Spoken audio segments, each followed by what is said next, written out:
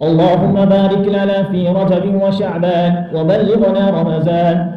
کیونکہ آپ حضرات جانتے ہی ہیں کہ یہ مہینہ جو ہے ماہ شعبان کا مہینہ چل رہا ہے، اور اس کی خصوصیت، اس کی فضیلت، اس کی عظمت کیا ہے؟ جو ہی رجب کا مہینہ داخل ہوتا تھا تو آپ صلی اللہ علیہ وسلم جو ہے دعا کیا کرتے تھے. وہ دعا کون سی تھی؟ اللہم بارک لنا فی رجب وشعبان وبلغنا رمضان. یا اللہ ہمیں برکت عطا فرما دے رجب اور شعبان میں، وبلغنا رمضان، اور ہمیں رمضان تک پہنچا دے. یہ دعا صلی اللہ علیہ وسلم ہمیں کرتے تھے. اگرچہ یہ روایت سندن تھوڑی کمزور ہے، لیکن فضائل کے باب میں جو ہے اس حدیث کو جو ہے بیان کیا جا سکتا ہے.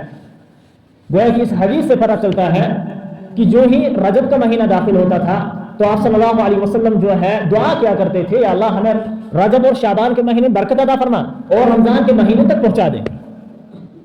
کیوں؟ کیونکہ رمضان کے مہینے کے جو برکات ہیں، رمضان کے مہینے کے اندر جو عبادات ہیں، جو تراویح ہیں، جو روزے ہیں، جو دیگر عبادات ہیں، تاکہ ان کا ثواب ہم حاصل کر سکیں، تاکہ ان تک پہنچ سکیں، اس لیے حضور علیہ السلام دعا کیا کرتے.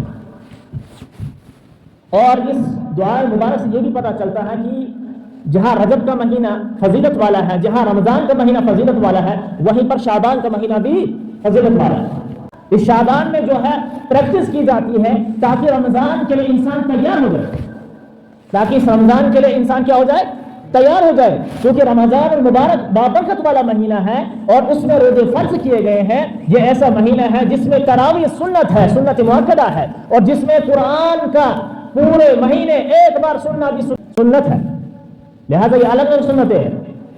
اور اسی فضیلت کو حاصل کرنے کے لیے، اسی برکت کو حاصل کرنے کے لیے حضور اقدس صلی اللہ علیہ وسلم دعا مانگا کرتے تھے، یا اللہ ہمیں رمضان تک پہنچا دے تاکہ رمضان کی جو تراویح ہے وہ ہمیں حاصل ہو جائے، رمضان کے جو عبادات ہے وہ ہمیں حاصل ہو جائے، رمضان کی جو دیگر چیزیں ہیں وہ ہمیں حاصل ہو جائے. کیوں؟ اس لیے کہ رمضان کے اندر ہر عبادت کا ثواب دوگنا ہو جاتا ہے.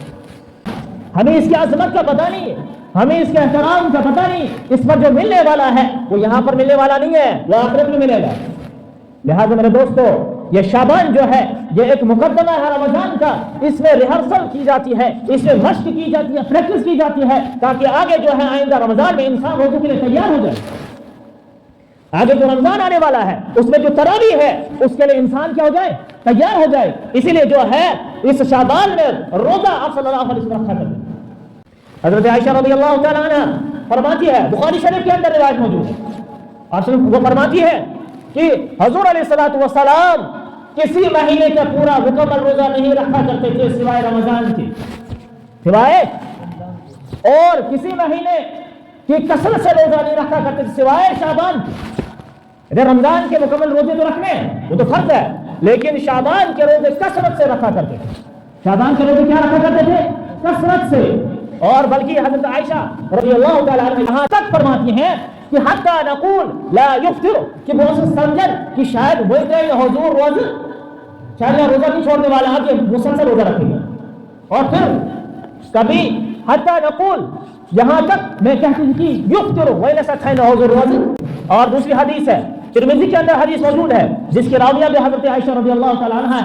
وہ فرماتی ہے کہ حضور صلی اللہ علیہ وسلم جو ہے چند دن، مطلب شعبان کے چند دن میں روزہ نہیں رکھتے تھے، باقی دنوں میں روزہ رکھا کرتے تھے.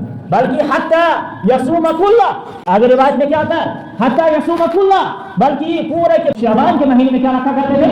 روزہ رکھا کرتے تھے کل. حالانکہ حضور علیہ السلام پورے شعبان میں روزہ رکھا نہیں کرتے تھے، یعنی پورے شعبان نہیں رکھا کرتے تھے. یہاں پر جو کلہ آیا، کلہ حتی یصوم کل، کہ آپ صلی اللہ علیہ وسلم پورے شعبان میں روزہ رکھا کرتے تھے. علماء کرام فرماتے ہیں کہ یہاں پر جو کل ہے، کل کا مطلب پورا مہینے، یہاں پورا مراد نہیں ہے، بلکہ کل جو ہے کبھی اس کا اطلاق ہوتا ہے اکثریت پر. کس پر ہوتا ہے؟ کثرت پر. یعنی آپ صلی اللہ علیہ وسلم بہت زیادہ روزہ رکھا کرتے تھے کہ صرف شعبان کے چند دن بچا کرتے تھے جس میں روزہ نہیں رکھتے تھے. اس حدیث سے پتہ چلتا ہے کہ شعبان کے روزے اصل کثرت سے رکھا کرتے ہیں. اور کیوں؟ علماء کرام اس کی وجہ لکھتے ہیں کہ حضور علیہ السلام شعبان میں روزہ کثرت سے کیوں رکھا کرتے تھے. علماء کرام اس کی وجہ بیان کرتے ہیں، بلکہ حدیث سے بھی اس کی وجہ ہے، حدیث سے بھی اس کی حکمت بیان کی ہے. آپ صلی اللہ علیہ وسلم خود فرماتے ہیں کہ میں اس لیے شعبان کے مہینے میں روزہ کثرت سے رکھتا ہوں، کیونکہ اس شعبان کے مہینے میں بندوں کے اعمال اللہ کے دربار میں پیش کیے جاتے ہیں۔ کن کے اعمال پیش کیے جاتے ہیں؟ انسانوں کے، اس امت کے اعمال اللہ کے دربار میں پیش کیے جاتے ہیں۔ لہذا میں چاہتا ہوں کہ میرے اعمال جب اللہ کے دربار میں پیش کیے جائے تو میں روزے کی حالت میں، کس حالت میں ہوں؟ روزے کی حالت۔ اسی لیے حضور صلی اللہ علیہ وسلم کثرت سے روزہ رکھا کرتے ہیں۔